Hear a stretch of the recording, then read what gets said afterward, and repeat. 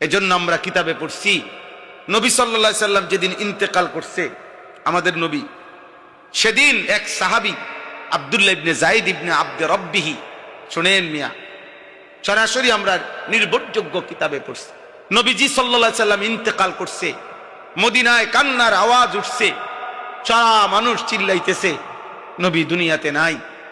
এই সময় একজন সাহাবী নবীজির, হযরত আব্দুল্লাহ ইবনে যায়েদ ইবনে আব্দে রব্বিহি, এই সাহাবী সেই সাহাবী যিনি আজান স্বপ্নে দেখছিলেন।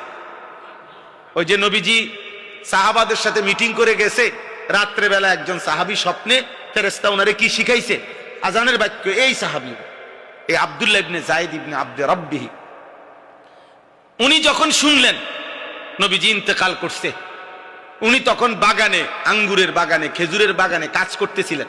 উনার তৎক্ষণাৎ কিতাবে আছে উনি সাথে সাথে নিজের হাত থেকে কাঁচি বা যেটি দিয়ে কাজ করতেছি ফেলাইয়া দুই হাত তুলে আল্লাহর কাছে দোয়া করছে, আল্লাহ এই বাগান থেকে বাইর হইয়া আমার নবীকে যেহেতু আমি আর জীবিত দেখবই না, আল্লাহ আপনার কাছে আমার ফরিয়াদ, এই চোখে আমি আর কোনোদিন কিছু দেখতে চাই না। খোদার কসম, এটাকে তিনি বলছে, আয় আল্লাহ, এই বাগান থেকে বের হয়ে আমার মদিনার নবী, মদিনার বন্ধুকে আমি ওনার কোনো কথা যেহেতু আর কোনোদিন শুনতেই পাবো না, এই কানে বাকি হায়াত আমি আর কিছু শুনতে চাই না, আপনি আমার কানের শক্তি নিয়ে নেন, আপনি আমার চোখের দৃষ্টি শক্তি নিয়ে নেন।